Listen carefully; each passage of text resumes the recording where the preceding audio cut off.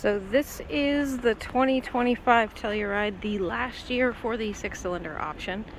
It does have hands-free power tailgate, so when you walk up to it, the taillights will blink. If you stand there for a second, it'll pop open all by itself. You don't have to wave your foot or any of that stuff to get it to open. And then when you walk away, it will close for you. So that button right there makes it so it doesn't close when you walk away. The A, that guy. That way, if you're loading stuff in, you're not constantly having to open the tailgate and close the tailgate. With the third row up, you still have pretty good space. You do have space under here, which I sent you a picture of. Seats are super easy for up and down. And then these buttons will actually lay the second row seats down for you. Granted, they usually go a little better than that. It's because it's new. But that makes it a lot easier when you're loading stuff in. You do have the 2 sunroofs. And one thing that's really nice is all the climate and everything for the second and third row is in the ceiling and the floor. So you get a lot better airflow in the third row that you normally wouldn't. It does have the shades built into the doors.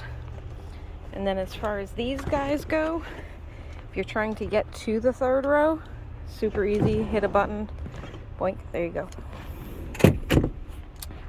You do have USB chargers on the edge of the front seats, as well as in the third row, so everybody has their own plug holes. There's no arguing about who gets to use what. That's the control panel for the second and third row climate. You can see it has the temperature, the face, feet, all that stuff. And you can lock it if kids keep playing with it. And then as far as the driver's side goes, you have seat memory in the door. This is actually pretty cool. So this actually lengthens the seat. So if the seat's too short, if you're a longer legged person or vice versa, you can actually adjust the knee ballast. And it is a power seat with lumbar. You have all of your tow stuff here, trunk, traction control, brightness of your dash. One thing that's really cool is that syncs with the time of day and weather. So once Kia Connect is set up, that'll automatically sync up. So like today, super cloudy and miserable. This would be cloudy. If it was raining, little raindrops would come down the screen. Same thing with snow. At night, it's a starry sky. Sunset time, it's a sunset.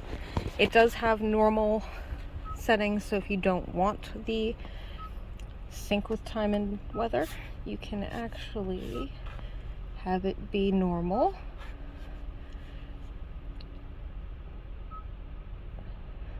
So you have A, B, C, or the link with drive mode. So as you change your drive mode, your gauges change out of those 3 selections, or you just have it sync with time and weather. Wireless charger in there. You do have an all-wheel drive lock, so it locks both differentials and makes it like 4 low in a pickup. And then you have your different drive modes: Comfort, Sport, Smart, Eco, Snow. Changes the way the transmission shifts. So Comfort is your smoothest, easiest. Sport's more get up and go. Eco's best on gas. Snow is geared lower for snow times. And then Smart will actually learn how you drive and tailor it to your driving style. So it may not mean you'll get better gas miles. It depends wholly on how you drive. This shuts off the annoying feature where the engine shuts off every time you go to red lights and stop signs. This button turns all of your cameras on for funsies.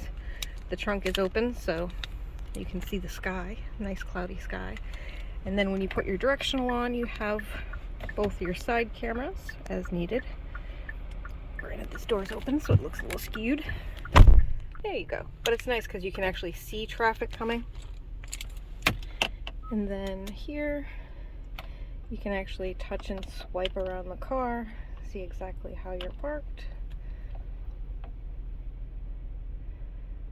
And then when you're pulling forward, you'll have the front camera, and then you have the back camera as well. So when you put it in drive, the front camera comes on, so as you're pulling into a lot, you can actually see in front of you. Same thing with backing up. You can see behind you. It does have front and rear BB sensors. And then when you go map, you have navigation. You can have it full screen or have the split screen open where you have your radio controls. Passenger talk actually projects your voice over the speakers so they can hear you in the third row, or if you just want to scare the crap out of your kids. And then compass, clock, mini map in case you want to use the big side for something else. And it does give you weather and everything, it's just not turned on. So say you're looking for gas stations, it'll actually show you the price of gas at the gas stations. You can comparison shop before you even go. It also shows you everything else that's around you, so if you're in an unfamiliar area, you can make your way. Phone is your phone stuff. Phone projection is your Android Auto, Apple CarPlay. You do have to plug in for it, but it is there. Voice memo, you can leave yourself messages to remember to do stuff, or shopping lists. Just records yourself. Valet mode will lock out the car, so if someone's using the car or parking the car, it'll tell you how far they went, how fast they went, when it was turned on and off. Passenger talk. Quiet mode will turn off the rear speakers and leave the front speakers on. That way kiddos can nap. You can do all your rear climate control settings from here or from here. It just brings up the same menu, and that's where you would lock it if you want the kiddos to stop playing with it. HD radio data. Doppler radar. So it'll actually show you rain, sleet, snow. Looks like it's raining a little bit right there. Coming across the map. Then it also does traffic, and you can adjust what kind of gas prices you want to see. When you go media, it brings up all your different media sources. Sounds of nature is great for kids. Forest noise, ocean waves, whatever they think the universe sounds like. And then you do have quantum logic surround. Gives it a lot better of a sound.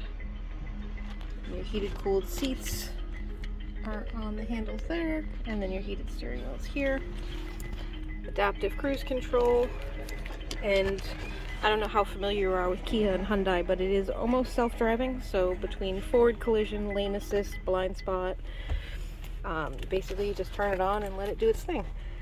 The lane assist is two parts, so you have this, which is the lane departure, and then when you push this one, that's your lane centering. So the little steering wheel pops up next to that icon. If it's green, it will steer for you. If it's gray, it cannot see the lines in the road. There is a camera up in here that can actually see the road. But yeah, once it's on, it holds the turns, keeps you dead center in the lane. It's really nice, and it's not too strong where you can't overpower it, so if you do need to correct, you can, even though it's on. Other than that, I can always go a little more in-depth on stuff if you need more details, but I'm gonna close the trunk. And I'll give you a quick tour of the outside. You do have fog lights on this, which is really nice. And then your cameras, you have one here. You have the one on the